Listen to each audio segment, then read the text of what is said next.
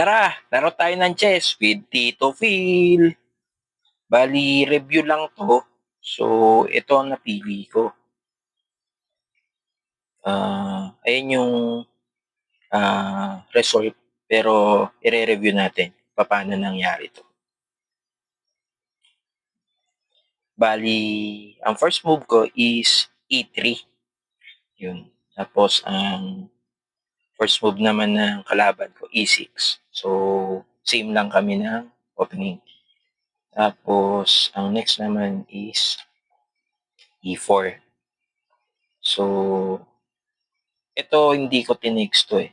Nag E5 naman ako. So, yan na. Si C5 naman ang next niyang move. Ako naman is D3. Ito na. C4. Tapos D4 ako. Ayoko mag-takes. Tapos, suporta lang dun sa D4 ko. C3. Ayan na. Push na rin siya. So, ito, F3 naman ang pang 7 move ko. Siya naman is H6, F4 para suporta ulit dun sa E5.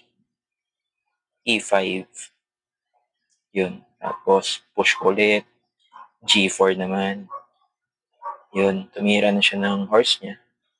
Kung mapapansin mo po nyo is ang tira ko ay puro pawn. Yun. So push lang ako. Ayaw mag-takes. Nilock ko na siya ng H4. Yun na. Nag-move na yung horse. NF5. Yan. Tamang bantay lang. Nag-bishop na rin siya sa G7. Ako naman is tumira na rin ng bishop.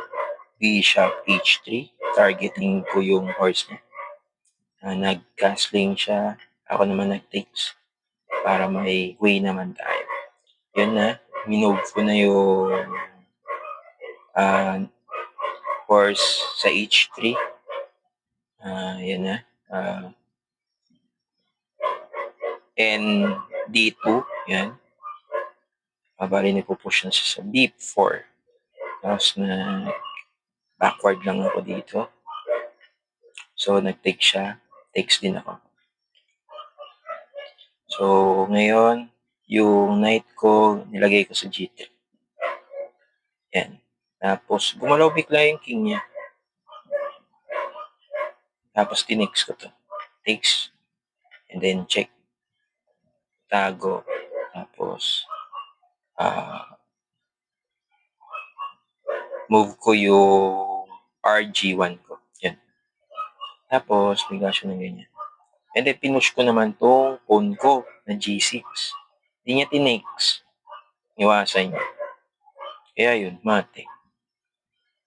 Yun lang guys. Thank you sa panonood and magre-review tayo ulit ng mga